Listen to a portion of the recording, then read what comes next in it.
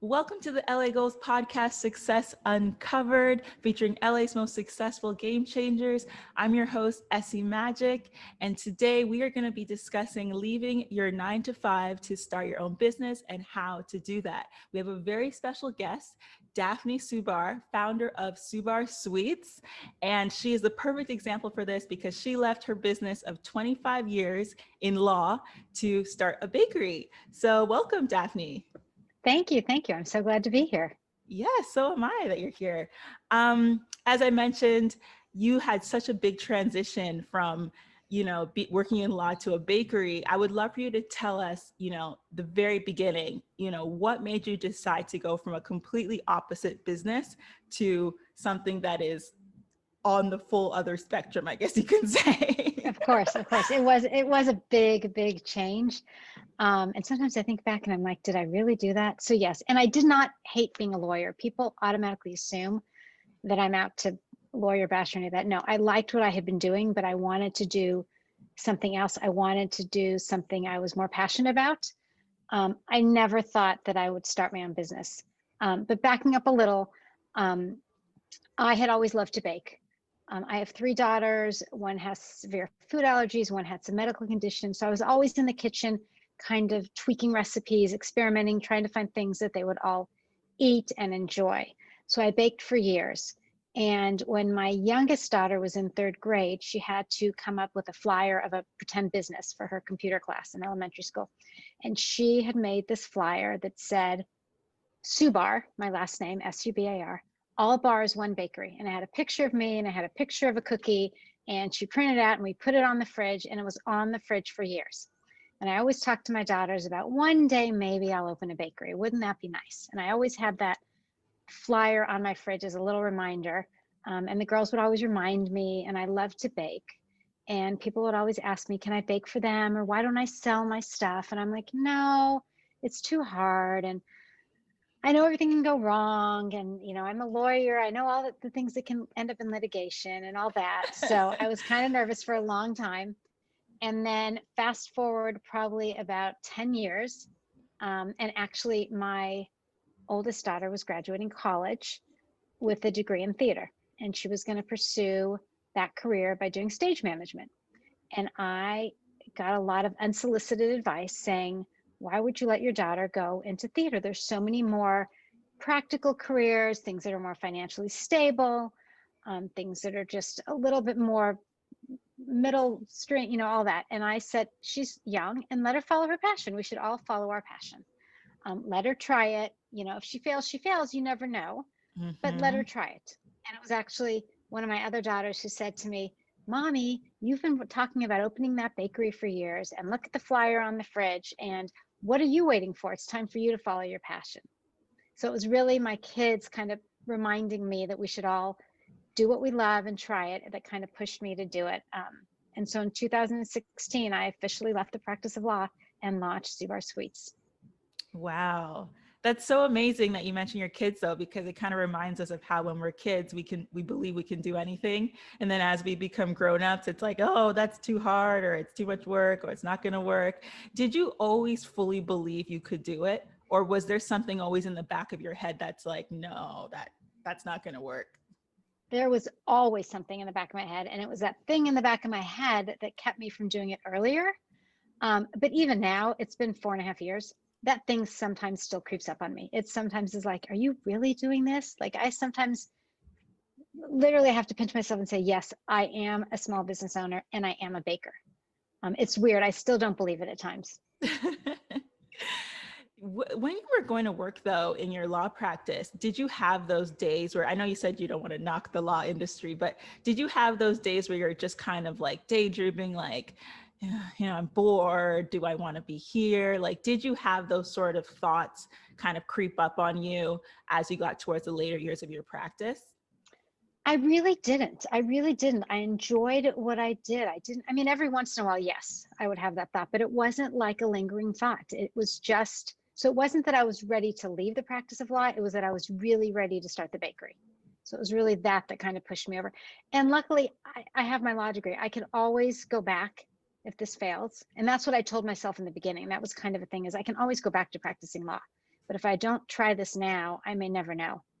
And I Right. kind of owed it to myself. And it's kind of hard to justify to my kids who were then like 15, 17, and 21, I think, why you don't follow your passion. So it was really that I had to kind of show them that, you know what, you can do whatever you want if you try your hardest and just put your mind to it. You can't do it. You can try anything. You never know if it's going to succeed, but you don't know unless you try it. So. Got it. And how soon were you, because obviously you're saving money and kind of preparing for that, but at what point, because I know you said you launched it in 2016, when did you start that preparation process? Was it like a year before? Was it, couple years before? How did you start that sort of exit strategy? So I'd been thinking about it for a while. I mean, I'd always kind of toyed with it ever since that flyer had been on my fridge. But I didn't really have a real exit strategy. I just started maybe even the 6-7 months before, I just started thinking about it a little bit more seriously, but I still wasn't sure what it entailed. And then I had a friend introduced me to a friend of hers that actually had a pie shop, and she had started similarly, she had started out of her house and all that. So I had met this person. I went over there and I shadowed her for a day. And she kind of encouraged me a lot. She's no longer in the business, but she encouraged me a lot. And I kept saying, well, what if this goes wrong and this goes wrong? And she finally looked at me and she's like, stop thinking like a lawyer. It will be okay. She said she started it really not knowing what she was doing, and it worked out fine, and I should just try it. And so literally when I decided to do it, I really wasn't, one day I just decided this is it. And I kind of closed my eyes and jumped. Maybe I could have been more prepared. I don't know. I'm constantly learning, but so I hadn't really been preparing for a while. I had been thinking about it, and then I had shadowed her, and I kind of had the idea in the back of my head, and I was kind of fooling around with the name for the business, but I didn't really prepare much more than that. I really didn't. In some ways, when I look back, I probably didn't know what I was doing, but I hate to admit it, but it's probably true. But I worked hard. I mean, it's been a lot of hard work and a lot of learning, and it's grown. I mean, when I launched in 2016, there was one product. I mean, there's one flavor, one size box, and it actually looks nothing like it does today. Wow. You mentioned also this idea of having something that you can go back to. How important do you think that is in general? Like, do you recommend people, start something when they're at the point where they do have that sort of fallback? Like, if it doesn't work out, I can always go back to this. Or are you more of the perception that that's just what I did, but if you want to do something, just go for it? Well, I think part of that depends on your personality, and part of it depends on where you are in your life. So let's say my daughter, who was graduating college, and I said, just go into theater, follow your passion. She did not have a lot of responsibilities really at that age. She didn't have a mortgage, she didn't have a family that she needed to help support, any of that. So that's a good time to do it. I think I worry too much to have just jumped into it without knowing I had a fallback, but I had given up the practice of law. Like, I was no longer practicing law when I started this. It's just on those days sometimes where I'm like, did I really do this? And I just remind myself, I can always go back. If I'm not loving what I do, I can always go back and start practicing law again. Right. So I don't know if that really answered your question. I think part of it depends on the personality. If you can do it without worrying, then jump right in and do it. That's my recommendation for people. You only live once. You might as well just try what you want to do. Yeah, I agree with you. I think it depends on your personality and how much risk averse you are, if at all, I would love for you to tell us your very first step. So take us back to, okay, I've decided that I'm going to launch this as a business. What is the very first thing you then did? Okay, so the first thing I did is I want it to be a real business, and I wanted to have a unique baked good. I didn't want to be someone who was just selling a product that other people had, like just selling a cookie or just selling something else. I wanted something that was unique and like nothing else out there in the market. So the first thing I did was a lot of experimenting in the kitchen. I had made mandel bread for years, and mandel bread is kind of like a biscotti, and they're very hard and crunchy. You almost need to dip them in coffee or milk, and those were very popular. So I wanted to do something that kind of combined the crunch of the biscotti, but do something really fun with the flavors. So the first thing I did was kind of come up with the type of product I wanted to sell. And after experimenting in the kitchen, I kind of came up with Subarz, which combined the crunch of the mandel bread or the biscotti with the sweetness of the cookie. And that was the first thing. And then in my mind, I'm like, I'm ready to go. I'm going to do all these different flavors and all these different things.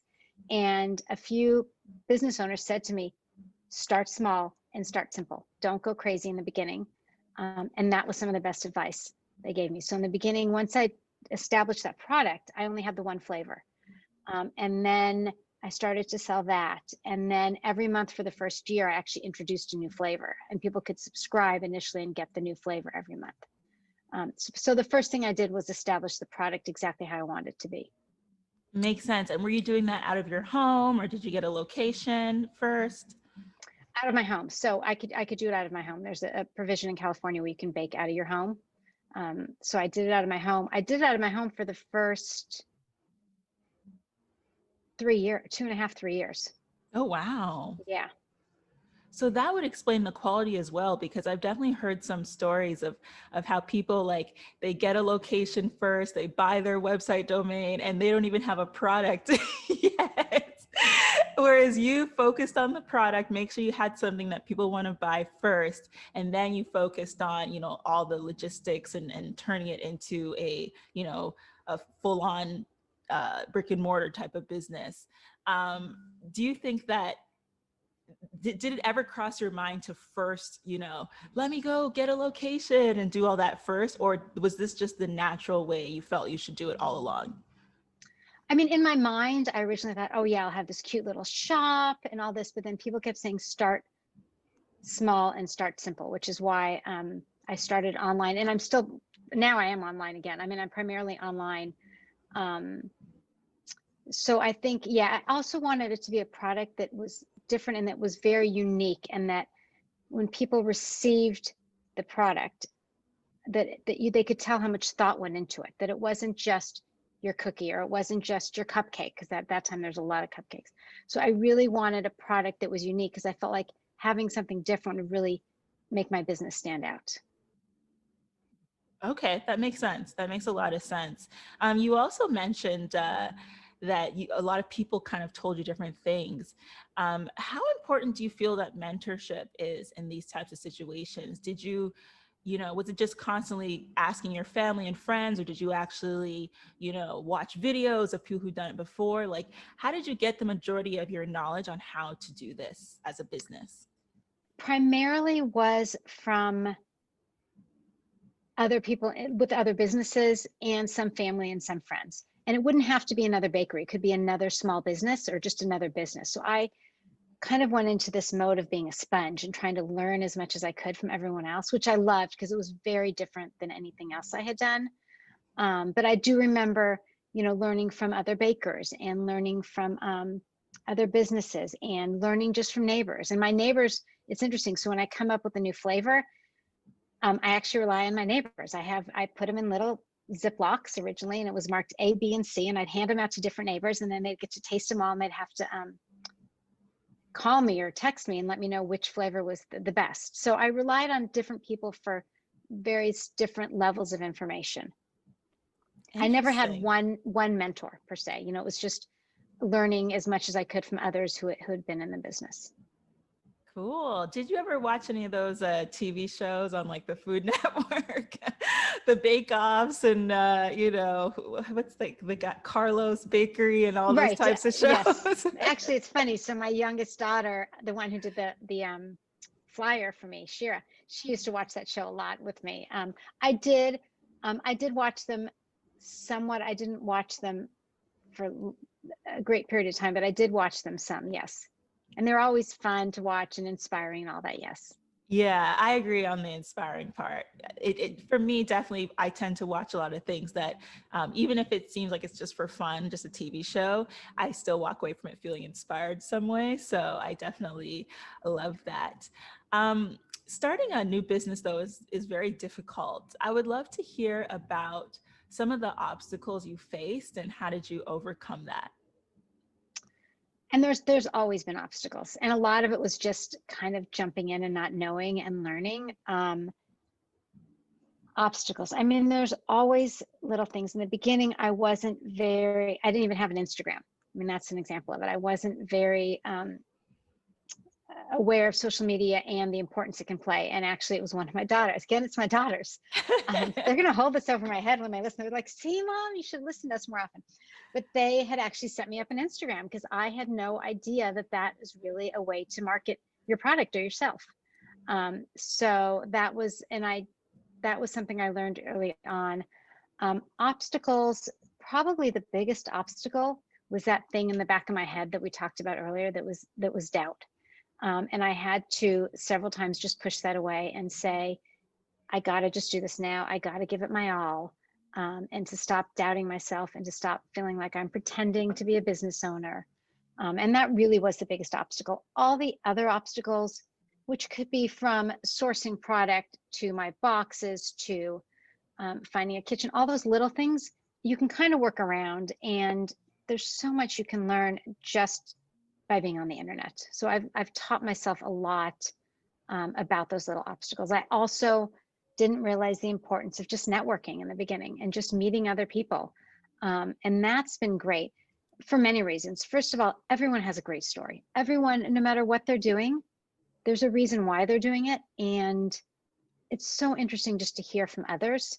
And I didn't really have the opportunity to meet so many interesting people when I was practicing law, because a lot of my free time was either networking for business or more related to clients and that type. Now I'm able to meet so many amazing entrepreneurs. Everyone has a story. And I think I totally just deviated from your question, so I apologize. That's okay. That's okay. I love what you're saying. It's very relevant. And I really like how you mentioned, your mental headspace can actually be such an obstacle for you, because literally you can have all the resources, you could have funding, you could have mentorship, but if you're not in the right mental headspace, it's not going to work, right? Exactly. I mean, I remind myself at least once a week when I'm in, baking or packaging, I could be doing this, or I could be doing some legal research. And I just remind myself how much fun I have creating a product. And this product, I'm so lucky because most people send them for gifts, and they're generally sent to, most of the time, to celebrate something exciting or good, or a birthday or graduation or just anything, or just telling someone they're thinking about them. And I kind of feel like I get a little peak, or I get to share in that person's celebration, which is really nice, especially during these crazy times where you feel isolated and you feel like all the news is bad. People are still celebrating things and people are still thoughtful. So it's great.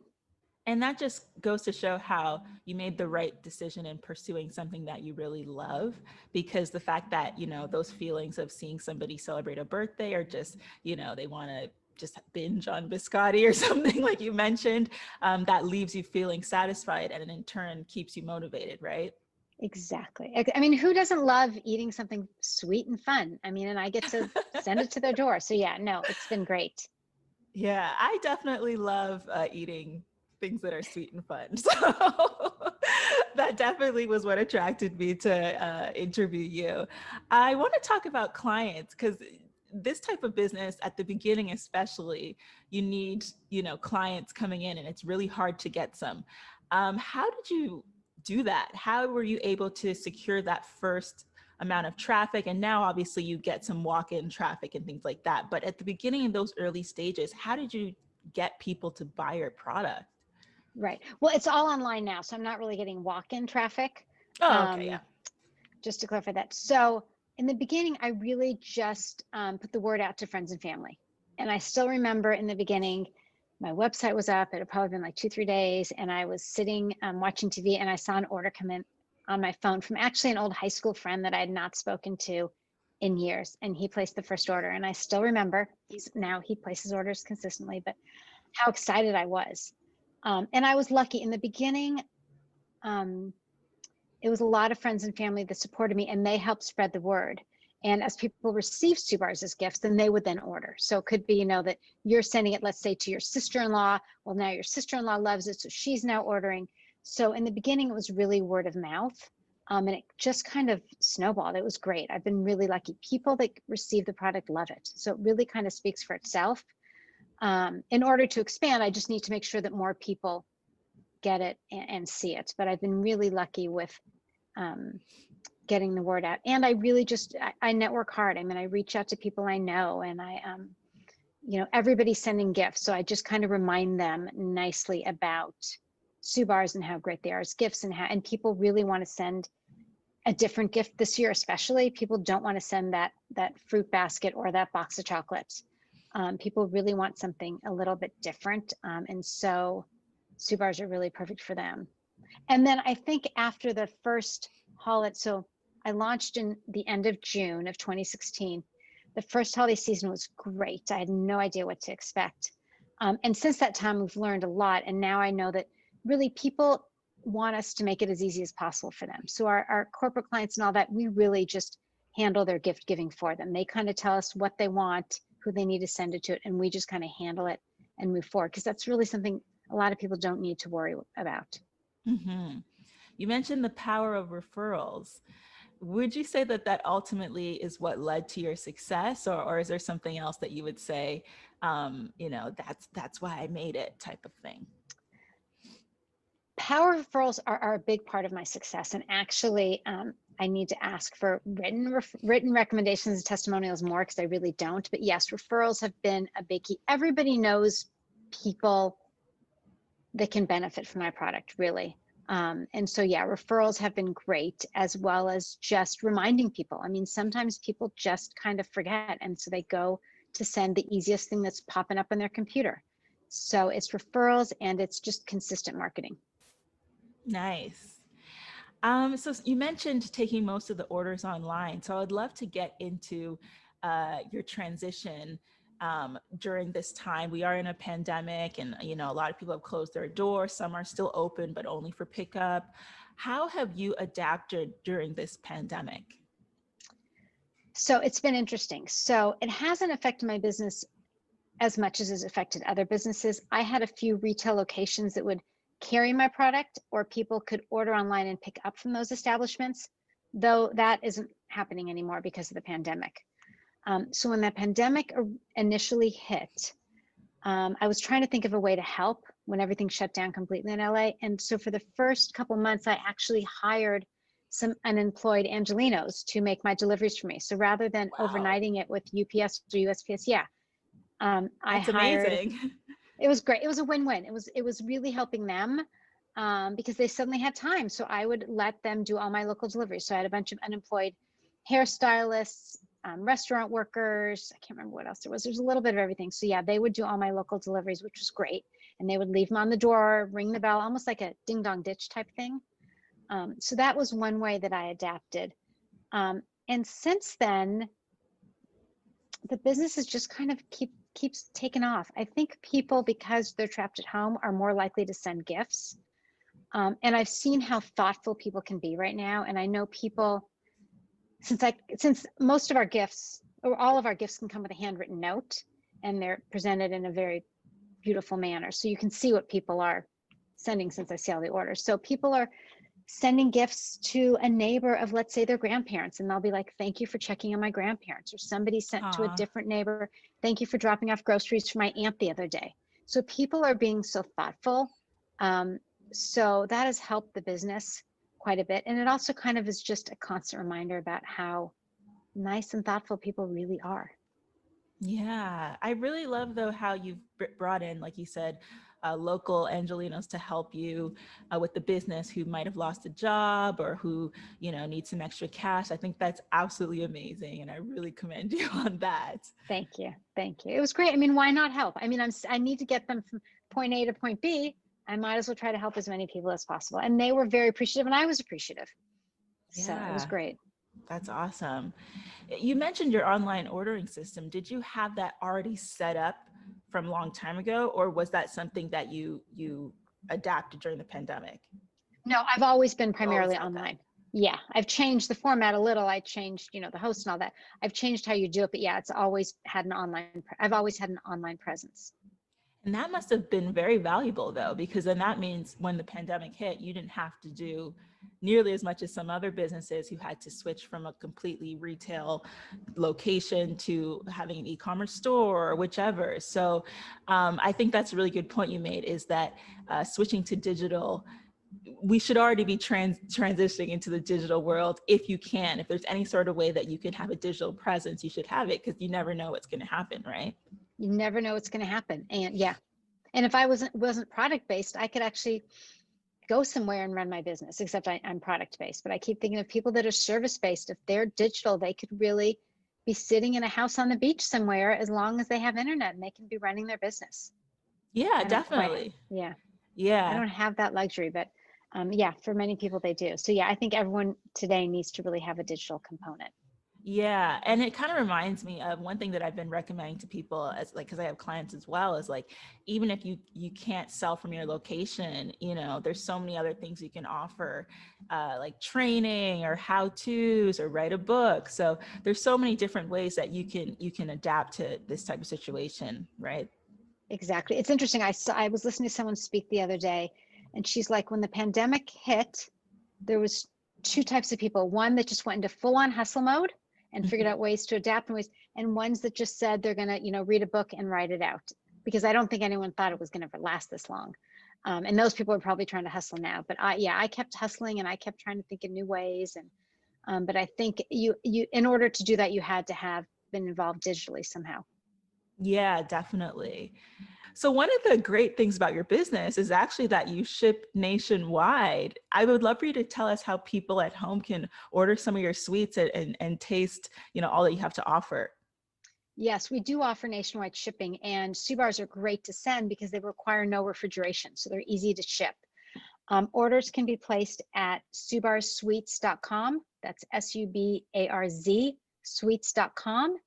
And until the end of November, we're going to be offering 10% off to all LA Goals listeners. So just use the discount code LA Goals at checkout and you'll get 10% off your order. Sounds good. So you guys heard that at home, Subarzsweets.com, and you can try some of these bars that are making big waves.